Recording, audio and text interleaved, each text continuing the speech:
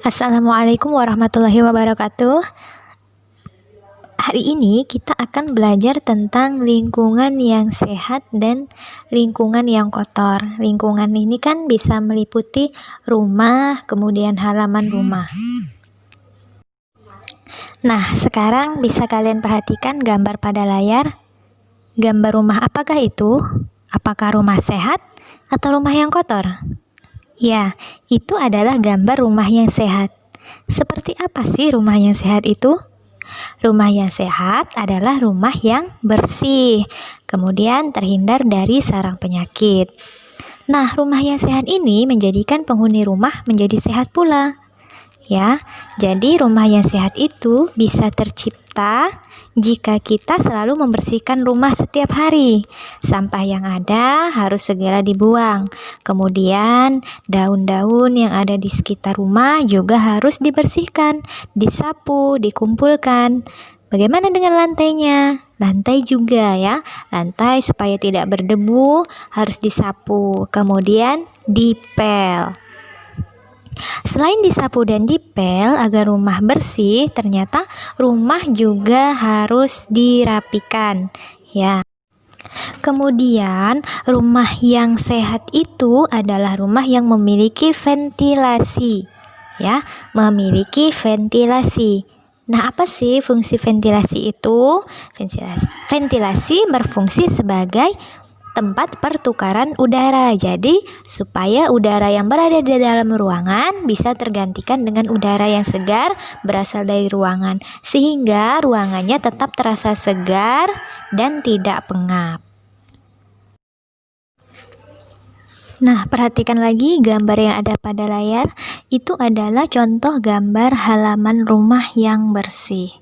Ya, jadi halaman rumah yang bersih itu ya memiliki ciri bersih dan asri.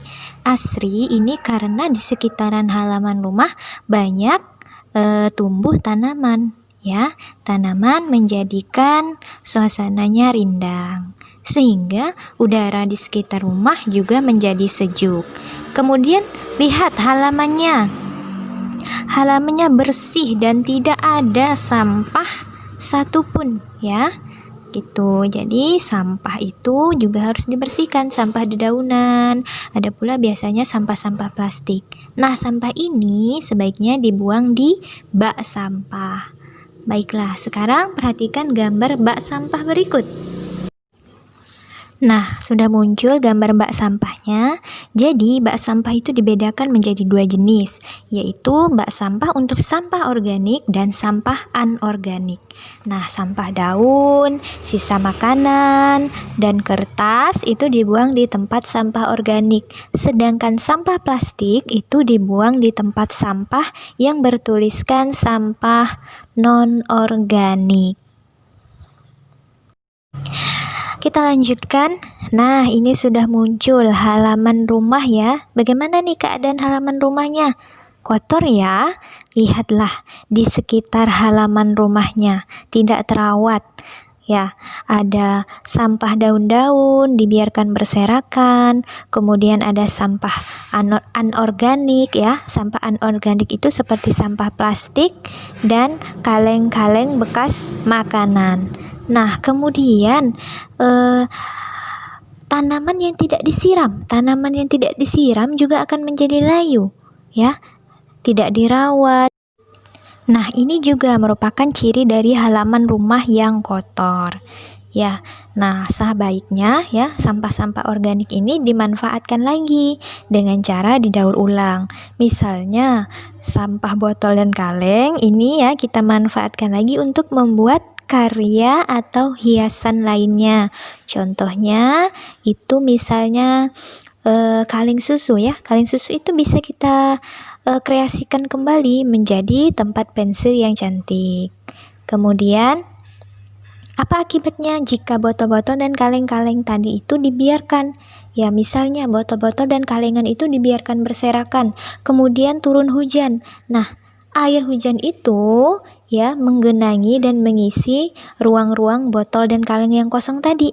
Nah, disitulah nyamuk senang bertelur dan berkembang biak, berubah menjadi jentik-jentik nyamuk, kemudian menambah jumlah populasi nyamuk. Akhirnya populasi nyamuk menjadi semakin banyak, dan nyamuk inilah yang menyebabkan penyakit demam berdarah.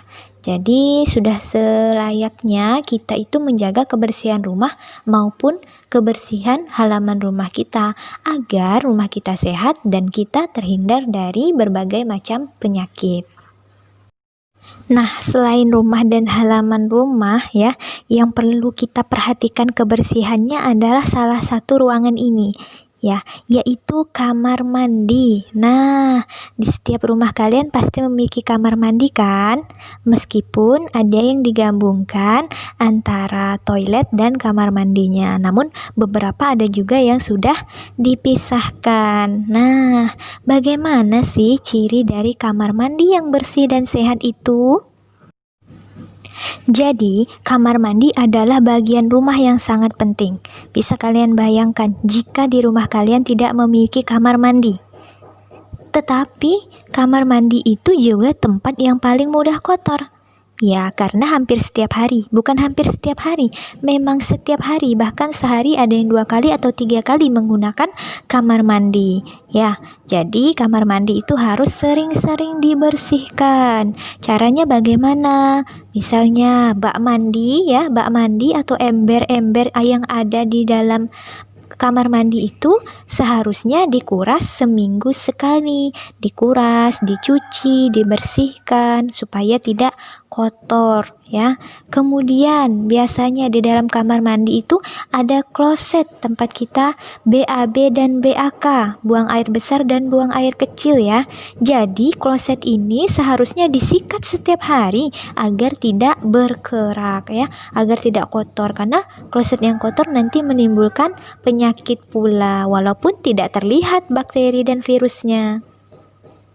Selain kloset dan bak mandi, ternyata lantai kamar mandi ya, lantai kamar mandi yang sering kita injak itu juga harus dibersihkan. Caranya bagaimana? Disikat. Supaya apa? Supaya tidak licin ya. Kalau licin nanti bisa-bisa akan merugikan orang yang menggunakan kamar mandi. Nanti bisa saja terpleset karena lantainya licin.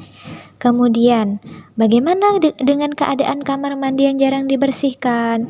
Yang pasti, kamar mandi yang jarang dibersihkan itu akan terlihat kotor dan menjadi sarang penyakit. Ya, nyamuk ternyata senang juga bersarang dan bertelur di dinding dan dasar bak mandi yang kotor. Maka dari itu tadi, dinding, lantai, kemudian bak mandinya harus sering dibersihkan dan dikuras. Ya, kalau tidak nanti nyamuknya bertelur di bak mandi atau di ember-ember yang berisi air. Kemudian setelah nyamuknya bertelur, menetas menjadi jentik-jentik dan berkembang menjadi nyamuk dewasa. Akhirnya nyamuk tadi menyebabkan penyakit. Jadi seperti itu ya, kita harus memperhatikan kebersihan kamar mandi. Mengapa kita selalu diajarkan untuk membersihkan rumah kita? Mengapa kita diajarkan untuk menjaga kebersihan kita? Ya, karena kebersihan itu merupakan sebagian dari iman. Dari beberapa penjelasan tadi, tentunya kalian sudah bisa membedakan mana keadaan rumah yang bersih dan sehat dan rumah yang kotor. Semoga kalian paham ya. Sekian untuk pelajaran kali ini. Ustazah ucapkan wassalamualaikum warahmatullahi wabarakatuh.